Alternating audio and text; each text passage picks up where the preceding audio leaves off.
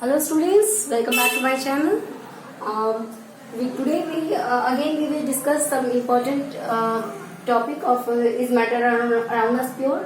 आज हम लोग ने उस दिन मिक्सचर के 3 काइंड्स को देखा था. होमोजेनियस में क्या था, ट्रू सॉल्यूशन, एंड हेटेरोजेनियस में 2 टाइप के थे, कोलाइड्स एंड सस्पेंशन. ठीक है, तो आज हम अब ट्रू सॉल्यूशन में पार्टिकल्स को क्या कहते हैं, उसके मीडियम को क्या कहते हैं, वो हम लोग देख लेते हैं. ठीक है, जैसे ट्रू सॉल्यूशन में वाटर है, ठीक है, एंड सॉल्ट है.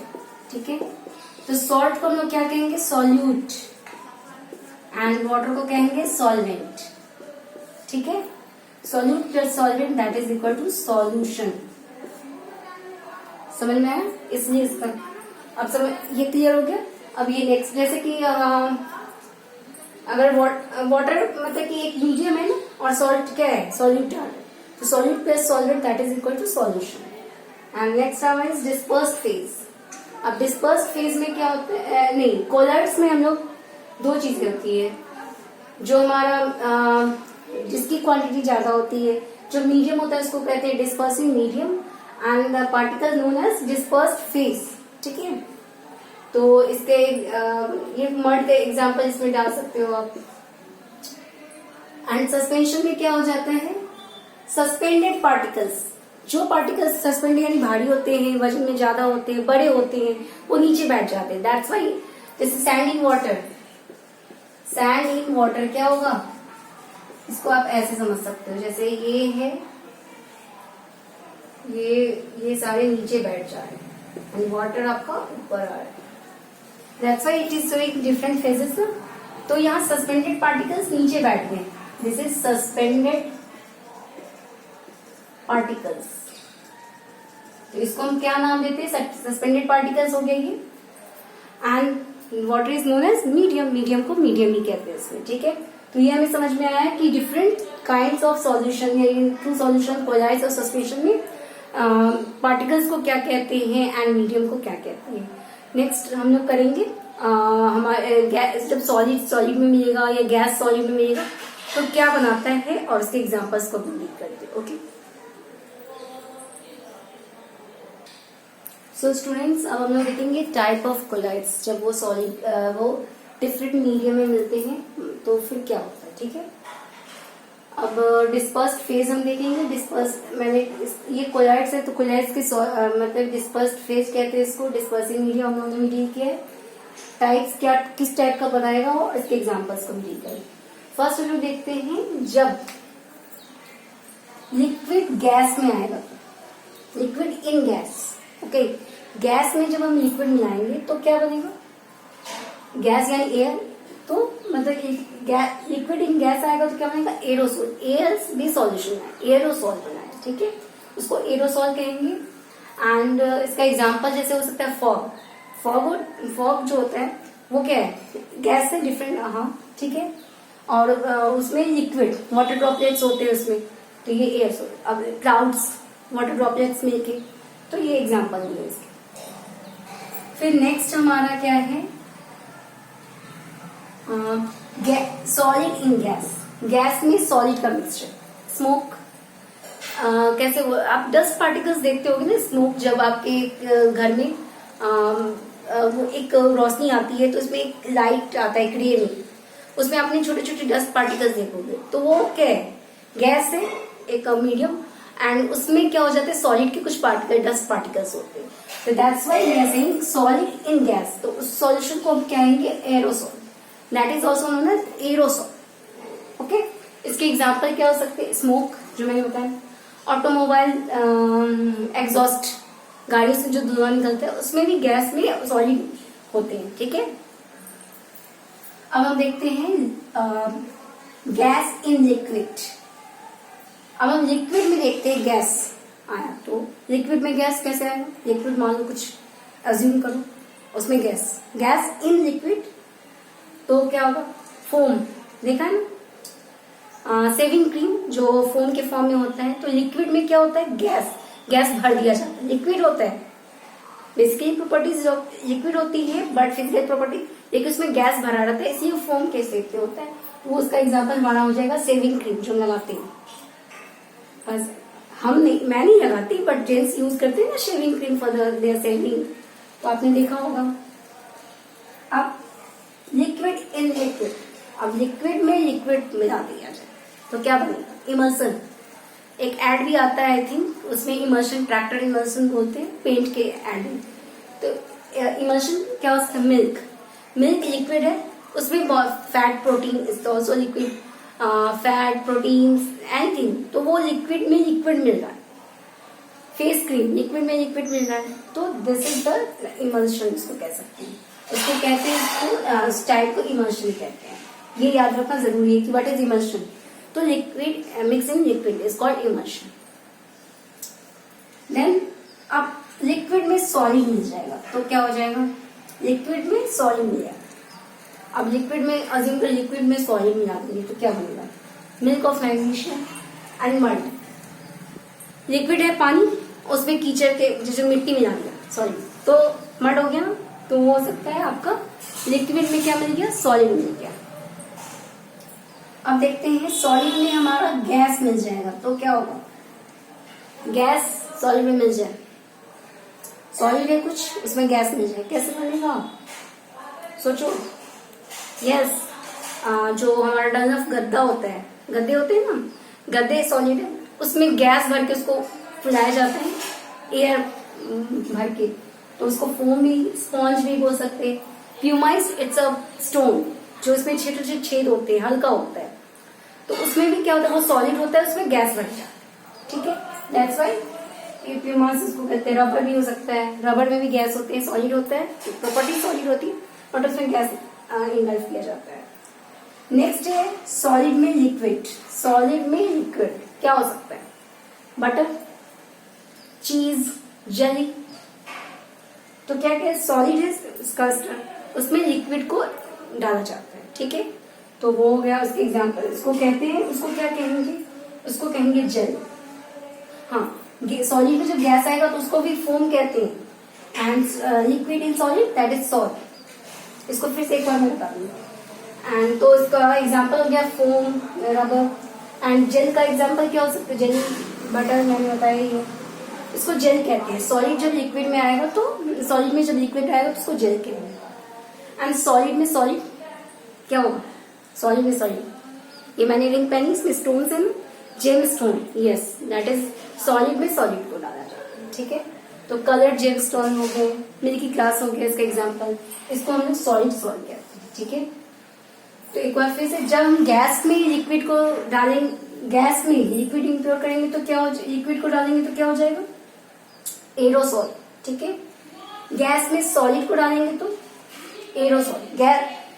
गैस में हम लिक्विड डालेंगे, गैस में सॉलिड डालेंगे, it will the result will come in a type of aerosol. Air में एरोसॉल, ठीक है। एग्जाम्पल्स तो मैंने पहले ही लिखे हैं। जब हम लिक्विड में गैस को डालेंगे तो क्या होगा? फोम। लिक्विड में गैस डालेंगे, फोम। फिर लिक्विड में हम लिक्विड डालेंगे तो इमल्शन। फिर लिक्विड में सॉलिड डालेंगे तो लिक्विड में सॉलिड क्या हो जाएगा? सोल।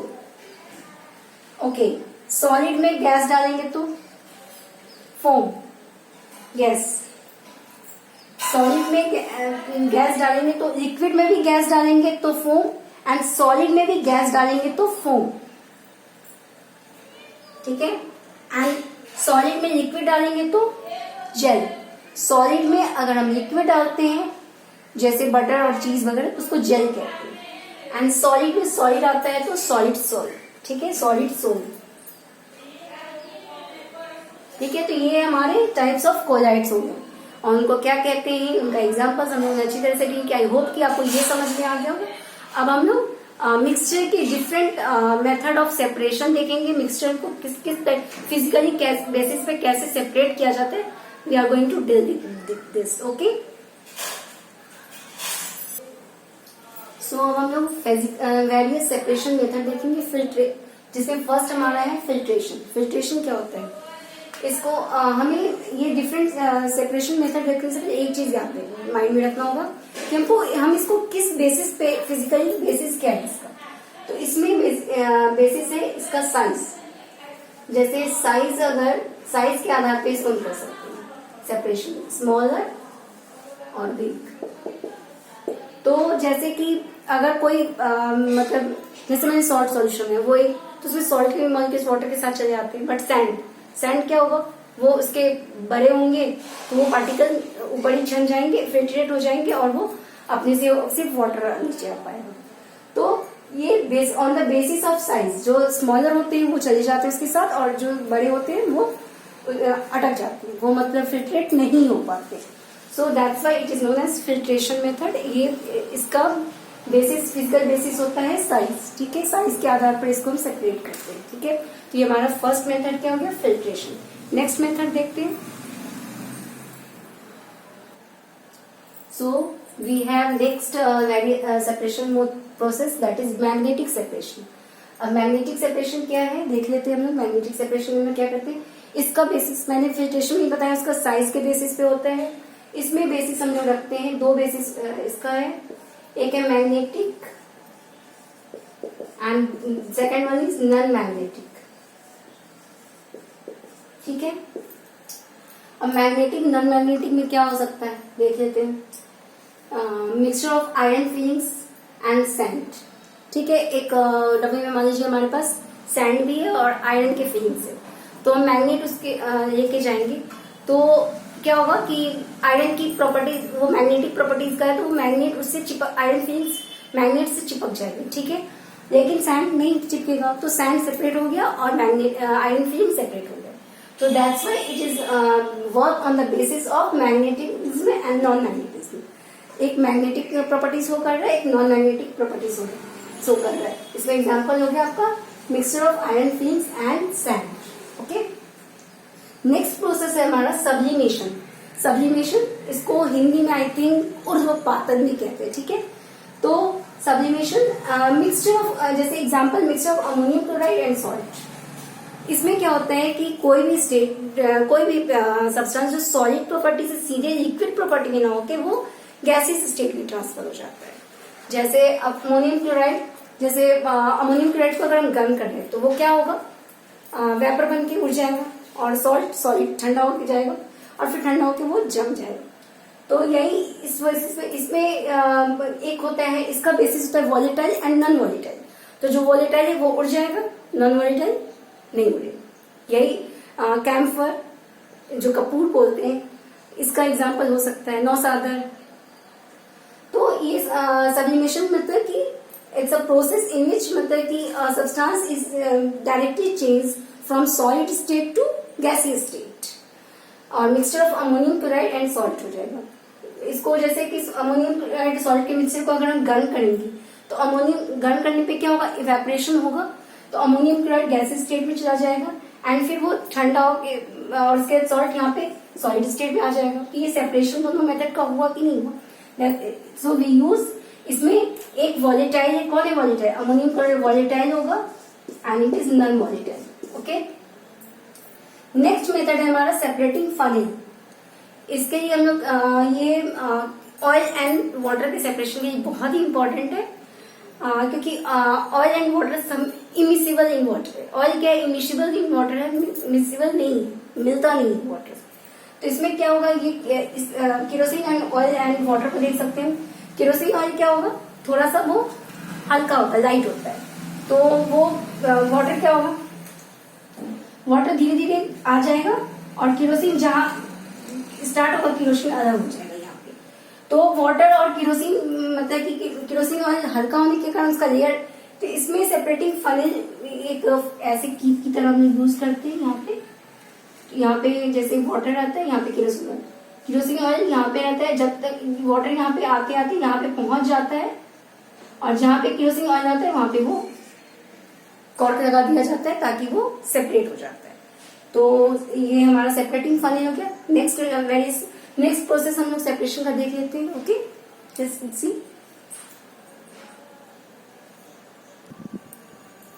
अब हम लोग दो बहुत ही इंपॉर्टेंट मेथड देखेंगे, evaporation and crystallisation. Evaporation and crystallisation में दोनों में कुछ सिमिलैरिटीज भी है, इसलिए मैंने इन दोनों को साथ लिखा है। इवेपोरेशन में क्या होता है, इसका एग्जांपल आप लिख सकते हो, सॉल्ट फ्रॉम सी वाटर। सबको प्रोसेस पता है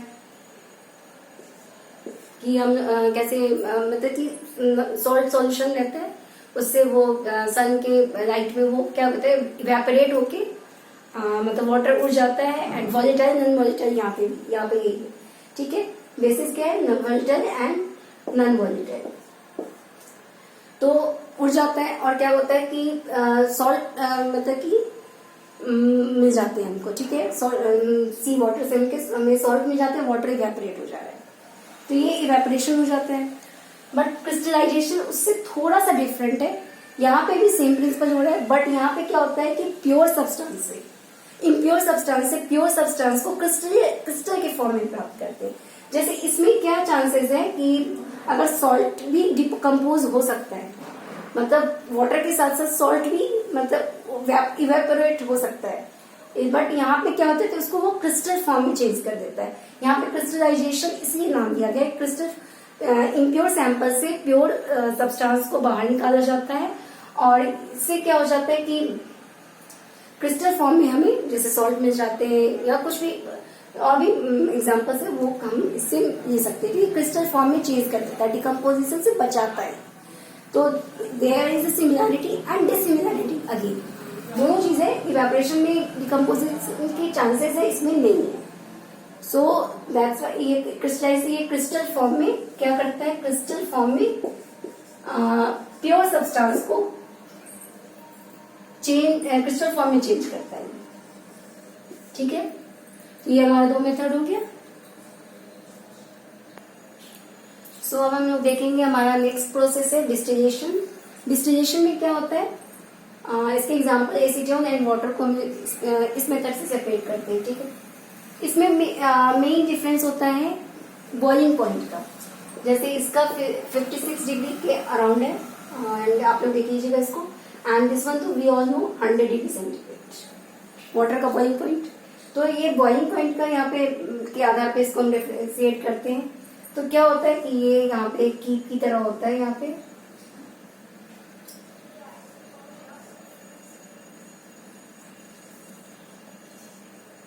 तो इसमें जैसे कि एसीटोन दो ये हम लोग इससे दो मिसिबल लिक्विड्स को सेपरेट करते हैं, मिसिबल या तो जो एक दूसरे से मिले हुए रहते हैं। तो यहाँ पे बॉइलिंग पॉइंट का डिफरेंस है, इसमें क्या होता है मैं बताती हूँ। एसीटोन का बॉइलिंग पॉइंट 56 है और इसका 100 डिग्री है। तो जाहिर सी बात है कि एसीटोन जब इसको हम गर्म करेंगे दोनों मिक्सचर को, तो एसीटोन का बॉइलिंग पॉइंट जल्दी आ जाएगा ना इन कंपैरिजन टू वाटर। तो जब 56 डिग्री पे आ जाता है तो ये क्या हो जाता है, यहाँ पे इसको गर्म कर रहे हैं, यहाँ पे दोनों मिला हुआ है, इसको हम लोग गर्म कर रहे हैं, हीट कर रहे हैं। तो ये क्या हो जाता है, एसीटोन यहाँ से निकल जाता है क्योंकि इसकी बॉइलिंग पॉइंट जल्दी आ जाती है, 56 डिग्री जल्दी आएगा ना, तो आके वो अलग से सेपरेट होके एक दूसरे कंटेनर में चला यहाँ पे वो जमा हो जाता है। और तब तक 100 डिग्री सेंटीग्रेड जब तक आती है तब तक पूरा का पूरा एसीटोन अलग सेपरेट हो जाता है। और अलग हमारे पास, तो हम बंद कर देते हैं इस प्रोसेस को, तो हमारे पास इधर वाटर बच जाता है, इधर एसीटोन हो जाता है, तो हमारा सेपरेटिंग प्रोसेस कंप्लीट हो जाता है, सक्सेसफुल हो जाता है। तो ये हमारा डिस्टिलेशन हो गया। बट फ्रैक्शन, अब डिस्टिलेशन हो गया तो फ्रैक्शनल डिस्टिलेशन की जरूरत क्यों पड़ी? Yes there is a need, because कि यहाँ इसमें क्या होता है, इसमें भी बॉइलिंग पॉइंट का ही डिफरेंस है, बट लेस देन आप कह सकते हो केल्विन का। जैसे इसके एसीटोन का कितना होगा, 56 डिग्री सेंटीग्रेड होता है, इसका क्या होगा एथेनॉल का आई थिंक 78 डिग्री सेंटीग्रेड होता है। तो लेस देन 25 केल्विन कह सकते हो, ये होता है इसका। तो यहाँ पे हम देखेंगे, हाँ, तो यहाँ पे भी सेम प्रोसेस है, लेकिन यहाँ पे क्या हो जाता है कि ये 56 डिग्री और 78 है, तो 22 केल्विन के का डिफरेंस नजर आ रहा है हम लोग को।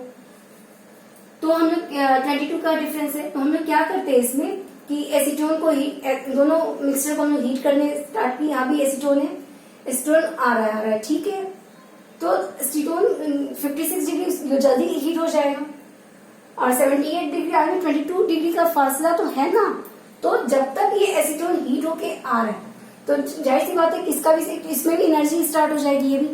बट जब तक इसका एथेनॉल यानी अल्कोहल का बॉइलिंग पॉइंट रीच नहीं होता, यहाँ पे एक फ्रैक्शनल कॉलम बना रहता है, ठीक है।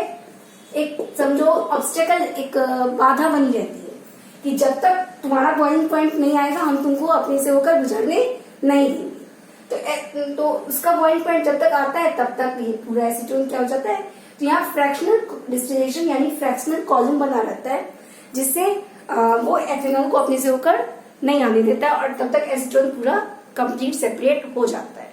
तो ये हमारा डिस्टिलेशन एंड फ्रैक्शनल डिस्टिलेशन का मेथड, ठीक है। सो फ्रेंड्स, हमारा 2 लास्ट प्रोसेस है सेपरेशन का। फर्स्ट है क्रोमेटोग्राफी, जो सेकंड लास्ट है हमारा। इसमें हम लोग क्या करते हैं, पहले इसको देखते, to separate solute that can dissolve in the same solvent. Same solvent में जो डिजोल्व हो जाता है, different solute have different solubility. तो इसका सेपरेशन का मेथड क्या, बेसिस क्या होता है, सॉल्युबिलिटी के आधार पर इसको सेपरेट करते हैं। जैसे कि कोई भी वाटर मतलब कि डाई जो होता है, कपड़े डाई करते हैं, तो ब्लू कलर वाटर में आसानी से घुल जाता है, तो फिर है ना सो रेड, ग्रीन, ऑरेंज, तो सॉलिडिटी के आधार पे इसको हम सेपरेट करते हैं, ठीक है। इसका जैसे कि अगर कोई मतलब एक हम पेपर लेते हैं, ठीक है, उसको वाटर में डाल, वो ऐसा पेपर लेते हैं जिसपे वाटर को मतलब कलर को एब्जॉर्व करने की कैपेसिटी हो, ठीक है, और उस पर डाई डालते हैं और उसको वाटर में डालते हैं, तो हमें एक उस पेपर पे हमें सारे कलर, जो जिसका सॉलिडिटी ज्यादा होगा वो सबसे नीचे दिखेगा, फिर उससे कम, फिर उससे कम, उससे कम। तो सॉलिडिटी के बेसिस पे हमें ये सेपरेशन देखने को मिलता है, ठीक है। नेक्स्ट हमारा आता है सेंट्रीफ्यूगेशन। ये आपने ब्लड देखा, ब्लड तो सबने देखा है ना, तो ब्लड में हम सबको पता है, पहले इसको देखते कि होता क्या। Method for separating the suspended particles of a substance from a liquid in which the mixture rotated at high speed. जैसे कि अगर एक पत्थर, एक धागे मान लो, ऐसे ऐसे घुमाएंगे तो हमसे दूर जाके गिरेगा ना, तो सेंट्रीफ्यूगल हो रहा है, यानी सेंट्रीफ्यूगेशन हो रहा है, हमसे दूर जाके गिर रहा है। तो वही करते हैं कि जैसे ब्लड अगर एक यहाँ पे होता है, तो ब्लड के आपने पैथोलॉजिकल लैब में देखा होगा, अगर कभी किसी ने देखा है, तो ब्लड को सेपरेट करते हैं। तो ब्लड में मैंने बता रही थी क्या क्या होता है, प्लाज्मा होता है, प्लेटलेट्स होते हैं, WBC, RBC, तो उन चीजों को सेपरेट करने हाई स्पीड में उसको रोटेट किया जाता है, स्पन किया जाता है, और उससे मतलब कि उसके डेंसिटी, इसको हम सेपरेट करते हैं डेंसिटी के बेसिस पे, ठीक है। तो आई होप कि आपको ये वीडियो अच्छी तरह से समझ में आई, ये चैप्टर अच्छे से क्लियर होगा। मैंने कोशिश की है कि मैं आपके हर डाउट को इस वीडियो में क्लियर करने की कोशिश करूं। Thank you for watching my video. Stay home, stay safe. Thank you, bye bye.